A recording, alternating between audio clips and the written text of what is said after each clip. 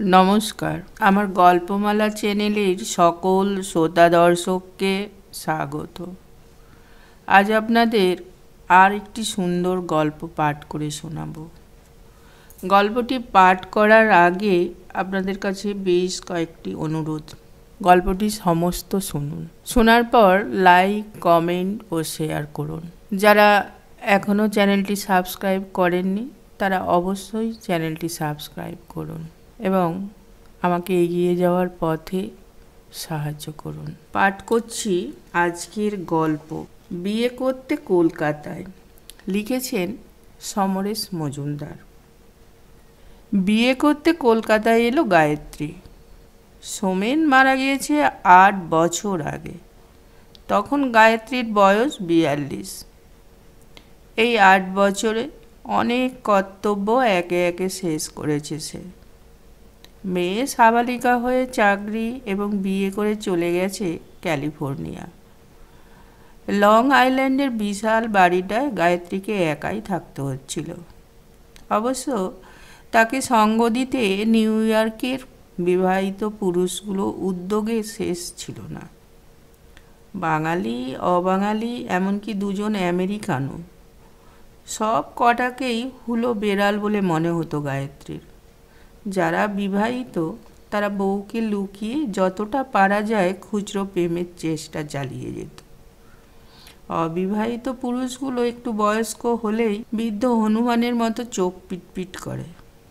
মাঝখানে ঈর্ষার জ্বলন্ত কাঠকয়লা বুকে নিয়ে বসে থাকে।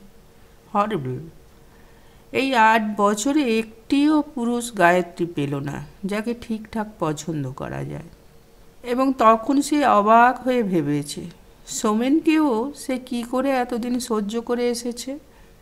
সেই 19-এ বিয়ে হয়েছিল, 42 পর্যন্ত ওর সঙ্গে কি করে থাকলো। তাপ উত্তাপ তেমন ছিল না লোকটার। আর অভ্যেসে চোখ বন্ধ করেছিল গায়ত্রী। ও বেঁচে থাকলে এখনও হয়তো তাই থাকতো। তার সোমেন যখন নেই, মেয়েও যখন পাখা মেলে উড়ে গেল, তখন অসুখটা এগিয়ে এলো। একা থাকার অসুখ। মেয়ে বলল টেলিফোনে, মা তুমি এবার সিরিয়াসলি বিয়ে করো। কি করে করব? কাকে করব? মায়ের পাল্টা প্রশ্ন। Find someone. ওভাবে কেউ একা থাকতে পারে নাকি?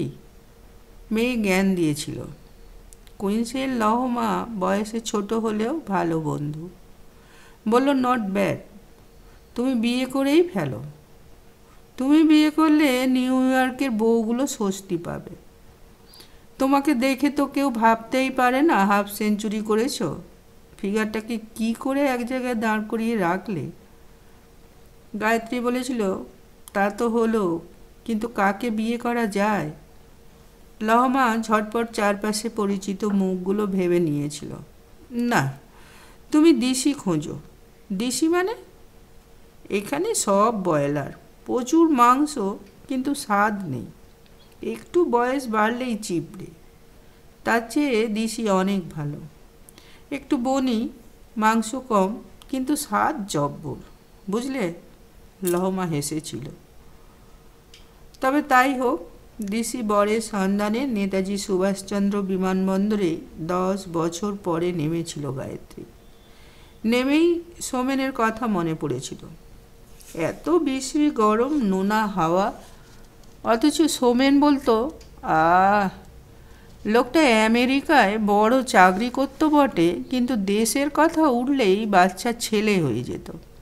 ইমিগ্রেশনের খাঁচা পেরিয়ে সুটকেসগুলো ট্রলিতে চাপিয়ে এগোতেই কাস্টমস অফিসার জিজ্ঞেস করলেন, ডিক্লেয়ার করার মতো সঙ্গে কিছু আছে ম্যাডাম?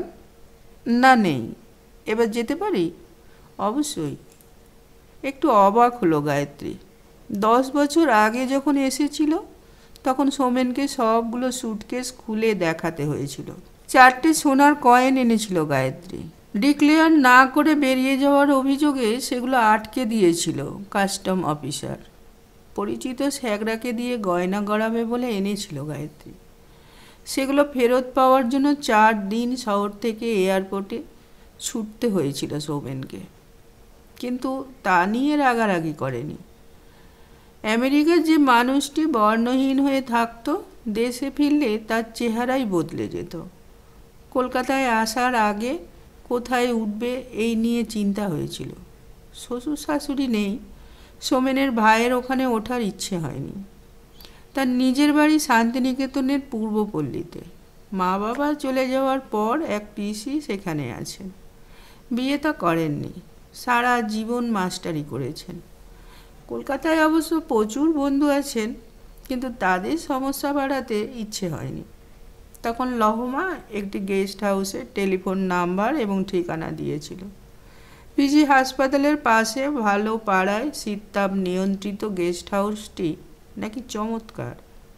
দিনে মাত্র $1250 ভাড়া, অর্থাৎ $25 কি $26 পড়বে। এখন ওই টাকায় আমেরিকার হোটেলেও পাওয়া যায় না। গায়ত্রী ফোনে ওদের ধরেছিল।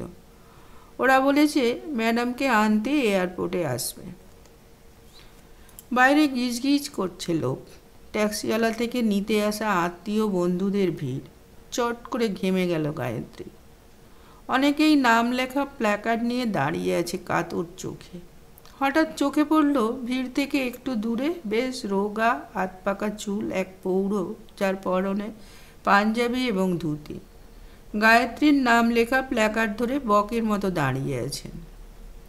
গায়ত্রী টলি ঠেলে তার কাছে পৌঁছাতেই তিনি হাতে ধরা প্ল্যাকার্ড দোলালেন। গায়ত্রী নীরবে মাথা নাড়াতেই ভদ্রলোক দম দেয়া পুতুলের মতো পেছন ফিরে হাত নাড়াতে লাগলেন। সমস্ত শরীর দুলিয়ে ক্রমাগত হাত নেড়ে যাওয়ার পর দেখা গেল বছর 50-এর পুরনো একটি অস্টিন গাড়ি ধীরে ধীরে এগিয়ে এসে পাশে দাঁড়ালো। ড্রাইভারের চেহারা দেখে হতভম্ব হয়ে গেল গায়ত্রী। লোকটার বয়স অন্তত 80। কুঁজো হয়ে যাওয়া মাথা স্টিয়ারিংয়ের ওপর প্রায় নেমে এসেছে। চোখে ভারী পাওয়ারের চশমা, কিন্তু গাড়িটির কোথাও সামান্য দাগ লেগে নেই। বোঝাই যায় প্রচুর যত্নে আছে এই প্রাচীন গাড়ি। পৌর দ্রুত গায়ত্রীর টলি গাড়ির পিছনে নিয়ে গেলেন। খুব কষ্ট করে সুটকেস দুটো গাড়ির পেছনে তুলে দিয়ে পেছনের দরজা খুলে এক গাল হাসলেন। গায়ত্রী হাত ব্যাগ নিয়ে উঠে বসতেই দরজা বন্ধ করে মাটিতে ফেলে রাখা প্ল্যাকার্ড তুলে নিয়ে পৌর গাড়ির পেছনে গুঁজে দিলেন। হুটকলা অস্টিনে বসতে ভালো লাগলো গায়ত্রীর। এ এক অন্যরকম অভিজ্ঞতা। পৌর ড্রাইভারের পাশে উঠে বসতেই গাড়ি চলল। প্যাক প্যাক শব্দ হচ্ছে রাবারের হর্ন টিপলেই। গায়ত্রী দেখল সামনের আসনে পৌর একেবারে সোজা হয়ে বসে আছেন। এই লোকটি নিশ্চয়ই গেস্ট হাউসের ম্যানেজার। তা ম্যানেজার, ড্রাইভার এবং গাড়ির চেহারা যদি এই হয়, তাহলে গেস্ট হাউসটা নিঘাত 19 শতাব্দীর চেহারা নিয়ে অপেক্ষা করছে। এটা যদি কলকাতা শহর না হয়ে নির্জন পাহাড়ি শহর হতো, তাহলে চমৎকার এক ভৌতিক গল্পের পরিবেশ তৈরি হয়ে যেত। গায়ত্রী লক্ষ্য করছিল এ পর্যন্ত তারা কেউ কথা বলেনি। পৌর, ধরে নেওয়া যাক ম্যানেজার, ড্রাইভার, কেউ তার সঙ্গে কথা বলেনি, নিজেদের মধ্যেও বলা বলি করেনি। এটা বেশ মজার ব্যাপার। ভিআইপি রোড ধরে গাড়ি গড়াচ্ছিল। অন্য সব গাড়িগুলো যখন তীব্র গতিতে ছুটে যাচ্ছে, তখন এই গাড়ি রাস্তার এক পাশ ধরে যেতে হয় তাই যাচ্ছে। গায়ত্রীর মেজাজ খারাপ হয়ে গেল। সে গলা তুলে জিজ্ঞেস করলো, এর বেশি স্পিড নেই? সঙ্গে সঙ্গে পৌর ড্রাইভারের দিকে ঘুরে বসলো। ড্রাইভার তৎক্ষণাৎ এক্সিলেটারে প্রবল চাপ দিতেই গাড়ি গর্জন করে হামাগুড়ির বদলে হাঁটি হাঁটি পা পা করে চলতে শুরু করলো। শহরে ঢোকার পর গায়ত্রীর মনে হলো কলকাতার হাওয়ায় ময়লার পরিমাণ অনেক বেড়ে গেছে। এর মধ্যে কপাল এবং গালে রুমাল বুলিয়ে সেটার রং কালো হয়ে গেছে। একটা পুলিশের জিপ অজস্র ধোঁয়া ছাড়তে ছাড়তে ছুটে গেল। সে নাকে রুমাল চেপে চোখ বন্ধ করে রইল। গাড়ি থামলো। চোখ খুলল গায়ত্রী। গেট পেরিয়ে একটা বাঁধানো চত্বরে গাড়ি ঢুকছে। পৌর সামনের আসন থেকে নেমে পেছনের দরজা খুলে হাসি হাসি মুখ করে দাঁড়াতেই আর একজন পৌর কর্মচারী ছুটে এলো। পৌর তাকে একটা আঙুল তুলে সুটকেস দুটো দেখিয়ে দিলেন। গায়ত্রী নামলো। এতক্ষণ রাস্তায় যেসব আওয়াজ তার কানে ঢুকেছিল তা এখন শোনা যাচ্ছে না। পৌর বললেন, welcome madam, please follow me. এ আবার কি? ধুতি পাঞ্জাবি পরে ইংরেজিতে কথা বলছে। পৌরকে হাঁটতে দেখে গায়ত্রী অনুসরণ করলো। দুপা এগিয়েই লিফটের দরজা। পৌর বোতাম টিপতেই লিফট নেমে এলো। এই নতুন বাড়িতে কেউ পুরনো দিনের লিফট বসায়? লিফটম্যান বৃদ্ধ, নিরাসক্ত মুখে টুলের ওপর বসে আছে। দোতলায় লিফট থামতে পৌর আগে এগিয়ে গিয়ে একটি দরজার পাশে বেলের বোতাম টিপতেই দরজাটা খুলে গেল। একজন বৃদ্ধ কর্মচারী সরে দাঁড়াতেই পৌর এগিয়ে গিয়ে একটা ডেস্কের পেছনে চলে গিয়ে বড় খাতা খুললেন। নজর বুলিয়ে বললেন, madam, everything written here. You please put your signature and passport number. Gayatri দেখল তার নাম, আমেরিকার ঠিকানা, টেলিফোন নাম্বার ইতিমধ্যে লেখা হয়ে আছে। পারপাস অফ ভিজিটের জায়গায় লেখা সোশ্যাল। নিজের কলমের নাম সই করে পাসপোর্ট নম্বর লিখে সে সোশ্যাল শব্দটি কেটে দিল। পৌর জিজ্ঞেস করলো, okay okay, what shall I write here? আপনি বাংলা জানেন না? শিওর, তাহলে বাংলায় কথা বলুন। হ্যাঁ, আমি এখানে এসেছি একজন ভালো জীবনসঙ্গী খুঁজতে। বুঝতে পেরেছেন? এখন দয়া করে আমাকে ঘরটি দেখিয়ে দিন। ঘর দেখে গায়ত্রী অবাক। গেস্ট হাউসের ঘর এত বড় হয় নাকি? আর আসবাব? এসব তো আগেকার দিনে জমিদার বাড়িতে থাকতো বলে শুনেছে সে। বিশাল পালঙ্ক, তার কাজ দেখলে চোখ জুড়িয়ে যায়। 4টে ছত্রি দর্শনীয়। ড্রেসিং টেবিলের আয়না 3টি, 3 দিকে। ডয়ারগুলোও দারুণ দেখতে। ঘরটি শীততাপ নিয়ন্ত্রিত। পায়ের তলায় কার্পেট। সে এগিয়ে গিয়ে টয়লেটের দরজা খুলে হতভম্ব। ব্যাডমিন্টন খেলা যায়। বাথটবের আয়তন যা তাতে আমেরিকার বাড়ির টয়লেট ধরে যায়। দরজা বন্ধ করে সে জিজ্ঞেস করলো, মশারি টাঙাতে হয় নাকি? সাবধানের মান নেই তাই। টিভি দেখতে পাচ্ছি না কেন? আছে। এগিয়ে গিয়ে ডান দিকে দেয়ালের পর্দা সরাতেই দেখা গেল টিভি সেটের পাশে পুরনো দিনের কলের গান রাখা আছে। পৌর বললেন, এখানে 10টা রেকর্ড রয়েছে, কানাকেষ্ট, রাধারানী, সাইগাল আর কাননবালার। যদি অন্য কোনো রেকর্ড শুনতে ইচ্ছে হয় তাহলে ওই ফোন তুলে বলে দিলেই হবে। বুঝলাম। আচ্ছা, আমি বোধহয় ভুল শুনেছি। আপনার ডেইলি চার্জ কত? 1200 প্লাস সামান্য ট্যাক্স। ইয়ার্কি মারছেন না তো? মানে? পৌর সোজা হয়ে দাঁড়ালেন। 2400 টাকা বললেও কম বলে মনে হতো। আমি ঠিক জানি না। ওকে, একটা কথা, আপনি কি এখনই জলখাবার খাবেন? একদম না, প্লেনে অনেক খেয়েছি। ও, ডিনার কখন দিতে বলবো? এখনই বলতে পারছি না, মাথা নাড়ল গায়ত্রী। যদি কোনো প্রয়োজন হয় তাহলে জানাবেন। এখন একটাই প্রয়োজন, আপনার নামটা জানা। গায়ত্রী তাকালো। নরেন্দ্রনাথ দত্ত। পৌর বেরিয়ে গেলেন দরজা ভেজিয়ে দিয়ে। স্নান শেষ করে আয়নার সামনে বসলো গায়ত্রী। না, লোকে যাই বলুক, বয়স আর কতদিন চাপা থাকে। ঠিক চিবুকের বাঁ দিকটায় চোখের নিচে অসভ্যের মতো উকিঝুঁকি মারছে। তা মারুক, আরও ঝাঁপিয়ে পড়ার আগে কিছু একটা করতে হবে। চুলটা ঠিক করে নিল। সুটকেস খুলতে ইচ্ছে হচ্ছে না। ওর মধ্যে যাবতীয় প্রয়োজনীয় বস্তু রয়েছে। কাল সকালে দেখা যাবে। নিজেকে দেখলো গায়ত্রী। তাহলে শেষ পর্যন্ত সে এখন কলকাতায়। 10 বছর আগে যখন এসেছিল তখন সারা ভারত ঘোরার নেশায় পেয়েছিল সোমেনকে। ফলে কলকাতায় থাকতে পেরেছিল দিন 4। শ্বশুরবাড়ির টানাটানি মিটিয়ে কোনো বন্ধুর সঙ্গে যোগাযোগ করতে পারেনি। তারা সব কে কেমন আছে খোঁজ নিতে হবে। হয়তো ওরা সন্ধান দিতে পারে মোটামুটি চলে বলে একটি পাত্রে যার বয়স নিদেন পক্ষে 51 হবে। দ্বিতীয় উপায় কাগজে বিজ্ঞাপন দেয়া। পাত্রীর বয়স 50, তাই 50 ঊর্ধ্ব যুবক পাত্র চাই। বিপত্নিকরা আবেদন করুন। এই পরামর্শ লহমা দিয়েছিল। 50 পেরিয়ে যারা আইব্রো ব্যাটা ছেলেরা নাকি খুব পিটপিটে হয়, অভ্যস্ত খোলস থেকে বেরিয়ে আসতে পারে না। ডিভোর্সি পাত্র হলে একটু ঝুঁকি নেওয়া হবে। ঠিক কী কারণে ডিভোর্স হয়েছিল তা কখনোই জানা যাবে না। কে আর গলা খুলে বলবে দোষ আমারই ছিল? আমি সন্দেহবাতিক ছিলাম, অথবা বউকে মারধর বা মেন্টাল টর্চার করতাম। এমনকি রোজ মাতলামি করায় ডিভোর্স হয়েছে এ কথা কোনো ডিভোর্সি পাত্র বলবে না। তার চেয়ে অসুখ বিসুখে ভুগে বউ মরেছে, এটা অনেক সেফ গ্রাউন্ড। প্রশ্ন হলো, বাচ্চা কাচ্চা থাকলে কি হবে? লহমা বলেছিল, 50-এর ওপর যার বয়স তার বাচ্চা আর বাচ্চা নেই, 18-20 হয়ে গেছে। সবচেয়ে ভালো যদি বউ মরেছে বাচ্চাও নেই এমন ক্যান্ডিডেট পেলে। বিয়ের পর আমেরিকায় নিয়ে যেতে অসুবিধা হবে না। সারা জীবন অনেক খাটাখাটুনি হয়েছে, এবার বইয়ের দৌলতে আমেরিকায় গিয়ে না হয় বিশ্রাম করবে। কাজকর্ম করার ইচ্ছে না থাকলে করার দরকার নেই। এই ব্যাপারটা নিয়ে গায়ত্রী ভেবেছে। ট্যাক্স বাদ দিয়ে সে নিজে যা রোজগার করে তার অনেকটাই বেঁচে যায়।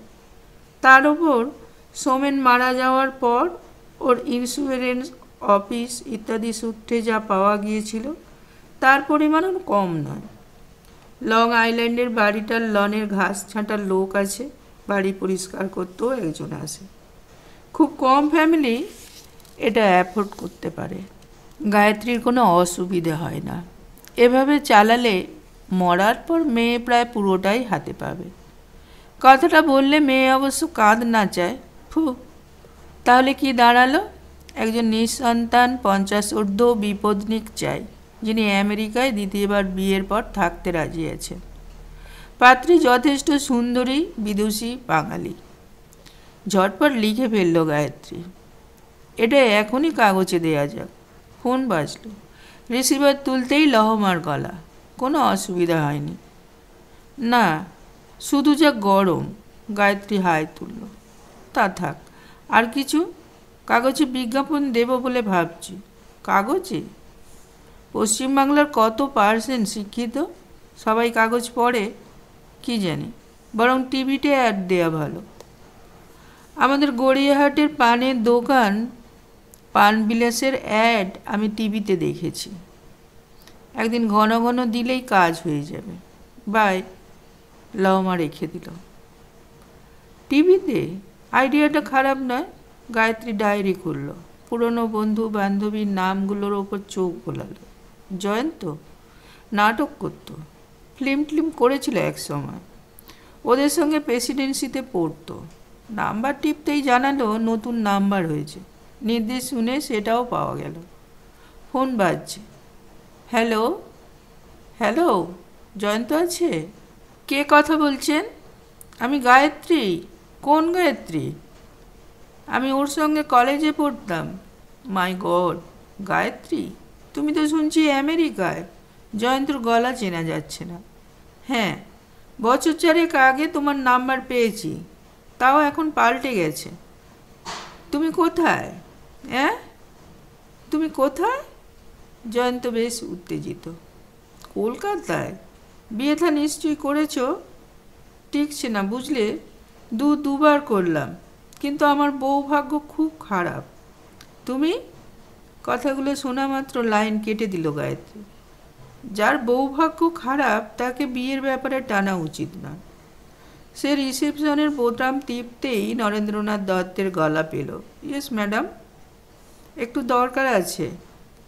যদিও এটা গেস্ট হাউসের কাজের মধ্যে পড়ে না, তবু লোকটা তো হদিশ দিতে পারে। সে দ্বিতীয় নাম্বারটা টিপে রিসিভার কানে চাপল। হ্যালো, ললিতা আছেন? বলছি। ললিতা, তুমি আমাকে চিনতে পারবে? আমি গায়ত্রী, আজ টেটস থেকে এসেছি। গায়ত্রী? কি আশ্চর্য, তোমাকে আমি চিনব না? কতকাল বাদে তোমার গলা শুনলাম। শ্বশুরবাড়িতে উঠেছ? না, জানো না বোধ হয়। জানি, খুব স্যাড। আমি একটা গেস্ট হাউসে উঠেছি। ঠিকানা দিল গায়ত্রী। ললিতা জানালো সে তার বরকে নিয়ে এখনই আসছে। ললিতা সৌমেনের বন্ধু সুভাষচন্দ্রের স্ত্রী। দরজায় শব্দ হলো। গায়ত্রী ডাকলো, আসুন। নরেন্দ্রনাথ ঢুকলেন। পরনে এখন লম্বা ফতুয়া এবং ধুতি।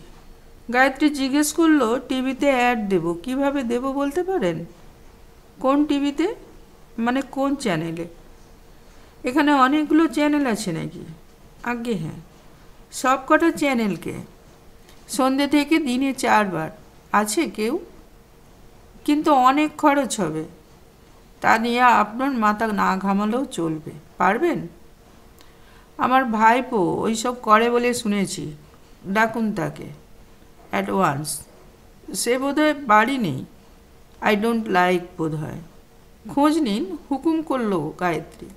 45 মিনিট পরে জিন্স, জ্যাকেট, ফ্রেঞ্চ কাট দাড়ি নিয়ে ফর্সা রোগা এক তরুণ হাজির। কাঁধ ঝাঁকিয়ে বলল, আমি গৌরব দত্ত। আপনি কাকামণিকে বলেছেন আমাকে দরকার। নরেন্দ্রনাথ দত্ত এখন কোথায়? উনি কোথায় আমি জানি না। বলুন কী চান? ছেলেটি দাঁড়িয়ে কথা বলছিল।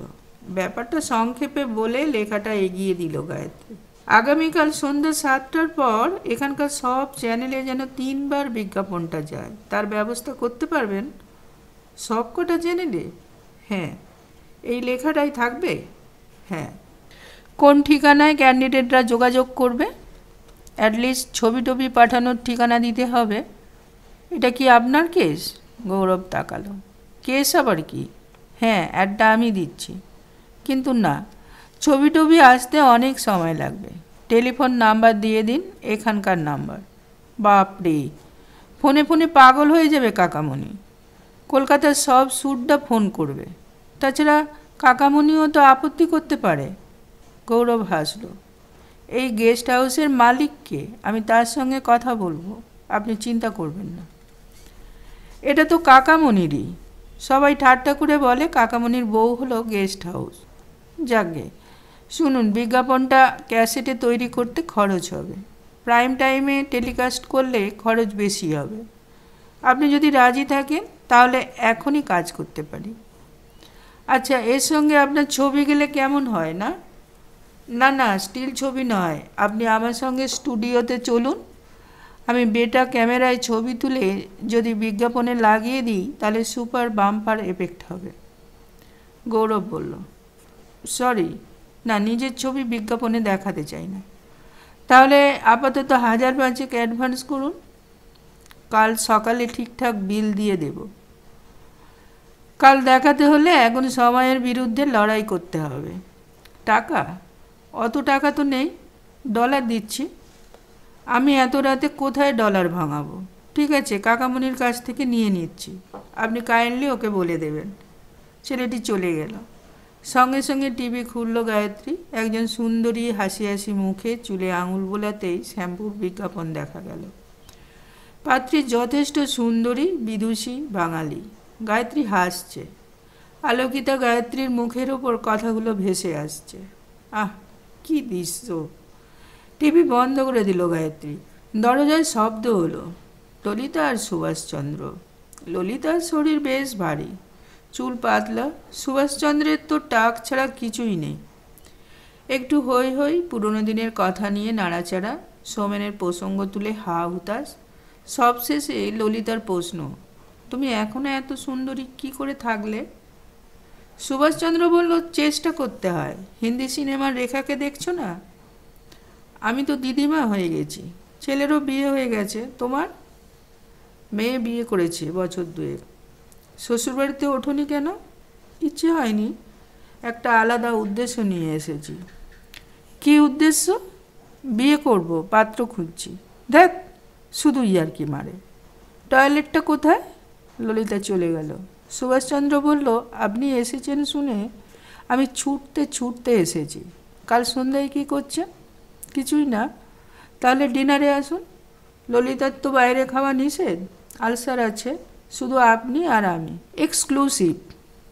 তাহলে বাড়িতেই ডাকুন, ললিতাও খেতে পারবে। বুঝতে পেরেছি। গম্ভীর হয়ে গেল সুভাষচন্দ্র। থ্যাংক ইউ, হাসলো গায়ত্রী। ললিতা এসে 4 বার টয়লেটের প্রশংসা করলো। তারপর ওরা চলে গেল। রাতের খাবার নিয়ে এলো এক বুড়ো। ভাত এবং রুটি, কাঁচা মুগের ডাল, 2 রকম ভাজা, নিরামিষ তরকারি, চিকেন, পুডিং। চমৎকার রান্না। অনেক দিন পরে এরকম তরকারি খেলো গায়ত্রী। রাতে শোয়ার পর হঠাৎ তার খেয়াল হলো এই গেস্ট হাউসে সবাই হয় পৌর নয় বৃদ্ধ। ওই ড্রাইভার থেকে খাবার দিতে আসা লোকটি সবাই, এবং কোনো মহিলাকে দেখতে পাইনি আজ। কেন? গৌরব তো এখানকার কর্মচারী নয়। পরের দিন ব্রেকফাস্টের পর নরেন্দ্রনাথকে ডেকে পাঠালো গায়ত্রী। বাইরে বেরোবার জন্য সে তখন তৈরি। নরেন্দ্রনাথ দত্ত এলেন। বলুন ম্যাডাম, আপনি আপনার ভাইপোকে কাল 5,000 টাকা দিয়েছেন? আপনি তো তাই বলেছেন। আমার মুখে না শুনেই দিয়ে দিলেন? ও তো মিথ্যা কথা বলে না। গুড, এই নিন $500, আমার নামে লিখে রাখবেন। হাত বাড়িয়ে ডলারগুলো নিয়ে নরেন্দ্রনাথ বললেন, আমি এখনই রসিদ পাঠিয়ে দিচ্ছি। দাঁড়িয়ে আছেন কেন, বসুন। নরেন্দ্রনাথ বললেন, কোনো অসুবিধা হচ্ছে না তো? এখনও অবধি হয়নি। আমি এখন কলকাতায় একটু ঘুরবো। কিভাবে ঘুরবো? আপনার বোধহয় এসি গাড়ি ছাড়া অসুবিধা হবে। কেন? আমি কি ননির পুতুল? না, যা গরম আর রাস্তায় যা ধুলো ধোঁয়া। আপনারা তো আছেন, আমরা অভ্যস্ত। কালকের গাড়িটাই চাই, যা ভাড়া লাগে দেব। বেশ, তবে বুড়ো ড্রাইভার নয়, ঠিক ভরসা হয় না। অল্প বয়সী ড্রাইভার নেই? না। আপনি চালাতে পারেন না? পারি। দরজায় শব্দ হলো। গৌরব দাঁড়িয়ে আছে, গম্ভীর গলায় বলল, আপনার ক্যাসেট হয়ে গেছে। স্যাটেলাইট চ্যানেলগুলো আজই বিজ্ঞাপন দেয়া যাবে না। আপনি চাইলে কাল দেখানো যেতে পারে। আজ দূরদর্শন আর কেবলে দিচ্ছি। 3 বারের জন্য 10 সেকেন্ডের বিজ্ঞাপনে খরচ হবে 9,000 টাকা। আরও $200 নরেন্দ্রনাথের হাতে দিয়ে দিল গায়ত্রী। ওকে এটার বদলে টাকা দিয়ে দেবেন মিস্টার দত্ত। আর হ্যাঁ, কখন বিজ্ঞাপন দেখানো হবে সেই সময়টা বলে দেবেন, আমি দেখব। নিশ্চয়ই। গৌরব মাথা নাড়ল। 50 বছরের বেশি আয়ু এমন গাড়ি আজকাল কলকাতার রাস্তায় দেখা যায় না। তার স্টিয়ারিংয়ে বসেছিলেন নরেন্দ্রনাথ দত্ত, সোজা হয়ে। পেছনের সিটে পায়ের ওপর পা তুলে গায়ত্রী। খানিকটা চলার পর নরেন্দ্রনাথ জিজ্ঞেস করলেন, কোথায় যাব? শহরের চারপাশে ঘুরুন। দক্ষিণেশ্বরের কালীবাড়ি, বেলুড়, সল্টলেকও শুনেছি খুব ভালো হয়েছে। আর রাসবিহারী অ্যাভিনিউর একটা দোকানে ছেলেবেলায় জিভে গজা খেতাম। আহা, মুখে এখনও লেগে আছে। সেখানেও চলুন। নাম ভুলে গেছি, আমি বলে দেব ওখানে গেলে। গায়ত্রী বলল, এত জায়গায় একদিনে ঘুরতে রাত হয়ে যাবে ম্যাডাম। নরেন্দ্রনাথ বললেন, তাহলে? দ্বিতীয় হুগলি ব্রিজ অর্থাৎ বিদ্যাসাগর সেতু দেখেছেন? না। গাড়ি চলল সুন্দর চওড়া রাস্তা। কলকাতা বলে মনে হয় না। দুপাশে দোকান বা মানুষের ভিড় নেই, বরং সবুজ দেখা যাচ্ছে। গাড়ি ওপরে উঠছে। বাহ! গায়ত্রীর মনে গান এলো। খোলা গাড়িতে হু হু হা বইছে, তার চুল উঠছে। ছেলেবেলায় একটা সিনেমা দেখেছিল সে। উত্তম কুমার স্কুটার চালাচ্ছে, পেছনে বসা সুচিত্রা সেনের চুল উঠছে। আহা, এই পথ যদি না শেষ হয়! দারুণ ব্যাপার। হঠাৎ সে চেঁচালো, থামুন থামুন। গাড়ির গতি কমিয়ে নরেন্দ্রনাথ জিজ্ঞেস করলো, কী হলো ম্যাডাম? ওহ, দাঁড়ান না। ভিক্টোরিয়া মেমোরিয়ালকে দেখতে কি ভালো লাগছে, বিউটিফুল। কিন্তু ব্রিজের ওপর গাড়ি থামালে পুলিশ ফাইন করবে। করুক। আপনাকে লাস্ট কবে পুলিশ ফাইন করেছে? গায়ত্রী চেঁচালো। করেনি, কখনো করেনি। আমি ডিসিপ্লিন। চুপ করুন। সব কিছু স্বাদ একবার নিতে হয়। ফাইনের স্বাদ নিন। টাকা যা লাগবে সেটা না হয় আমি দিয়ে দেব। থামান গাড়ি। অতএব গাড়ি থামল। উত্তেজনায় গায়ত্রী গাড়ি থেকে নেমে হেলান দিলেন। অপূর্ব, একেবারে তাজমহলের মতো দেখাচ্ছে। সাদা পাথরের ওপর মেঘের ছায়া পড়ে কীরকম করুণ দেখাচ্ছে। আপনি কখনো তাজমহলকে দুপুরবেলায় দেখেছেন মিস্টার দত্ত? গায়ত্রী মুখ ফেরালো। না, মানে আগ্রায় কখনো যায়নি। আপনার স্ত্রী যেতে চাননি? হ্যাঁ, খুব বড় করে উচ্চারণ করলেন নরেন্দ্রনাথ। খুব বেড়াতে ভালোবাসত। পায়ের তলায় যাকে বলে সর্ষে তাই ছিল। তারকেশ্বর, শান্তিনিকেতন, তারাপীঠ আর দীঘা 4 মাসে 4 জায়গায়। বাবা, এত! 5ম মাসে চলে গেল। দীঘায় গিয়ে ম্যালেরিয়া নিয়ে ফিরেছিল, তাতেই শেষ হয়ে গেল। গলা বুঝে এলো নরেন্দ্রনাথের। আর তাজমহল দেখা হলো না। আপনি আপনার স্ত্রীকে খুব ভালোবাসেন? মাথা নাড়লেন নরেন্দ্রনাথ। তাই আর বিয়ে করেননি? এখন লোকে বলে এই গেস্ট হাউসে আপনার বউ। সোজা হলেন নরেন্দ্রনাথ। পুলিশ আসছে। গায়ত্রী দেখলো একটা মোটর বাইক এগিয়ে আসছে। পাশে এসে দাঁড়াতেই সে এসে বলল, আপনি আমাদের ফাইন করতে এসেছেন তো? আমরা তৈরি আছি। পুলিশ অফিসার হাঁ হয়ে গেলেন। কেন? আমরা ভিক্টোরিয়া মেমোরিয়াল দেখছিলাম। শুনলাম এখানে দাঁড়িয়ে দেখা নাকি অপরাধ। অপরাধ যখন করেছি তখন শাস্তি তো মেনে নিতে হবে। গায়ত্রী হাসল। অফিসার মাথা নাড়লেন। প্লিজ আর দাঁড়াবেন না। এখনও আপনারা এত রোমান্টিক, তাই কোনো ফাইন দিতে হবে না। এবার এগিয়ে যান। অফিসার চলে গেলেন।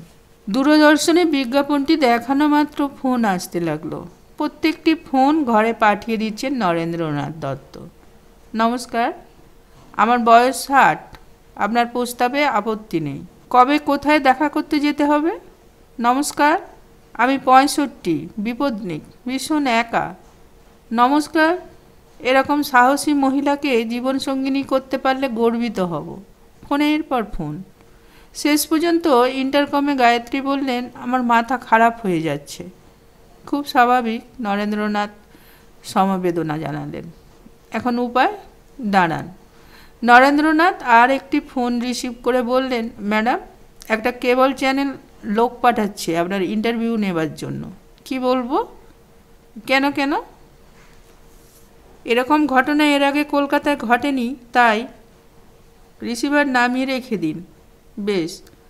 টিভি বন্ধ করে দিল গায়ত্রী। কিছুক্ষণ পায়চারি করলো ঘরে। সোমেনের ভাই বা ভাইয়ের বউ নিশ্চয়ই টিভিতে খবরটা দেখেছে, কিন্তু ওরা ফোন করলো না তো। করলে কি এসে যেত? সৌমেনের আত্মা নিশ্চয়ই খুব কষ্ট পাচ্ছে না। সোমেনের জন্য ওর এখন কান্না পায় না। অথচ নরেন্দ্রনাথ দত্ত বইয়ের কথা বলতে গিয়ে সে আবার ইন্টারকমের বোতাম টিপল। মিস্টার দত্ত, দয়া করে একবার আসবেন। নরেন্দ্রনাথ দত্ত এলেন। বসুন। হ্যাঁ, আপনার স্ত্রীর নাম কি ছিল? সুরমা। সবাই অবশ্য রমা বলে ডাকত।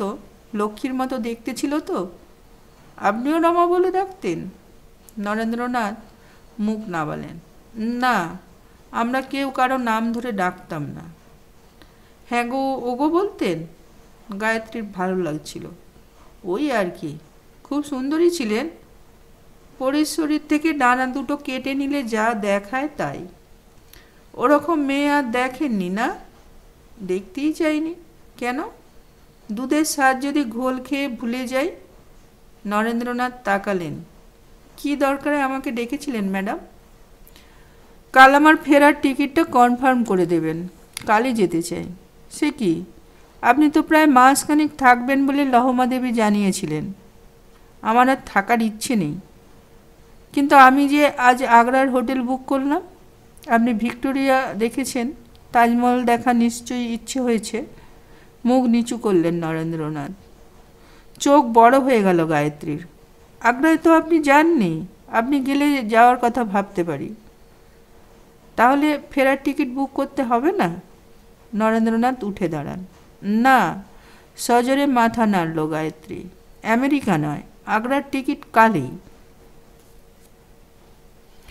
গল্পটি কেমন লাগলো কমেন্ট করে কমেন্ট বক্সে জানাবেন।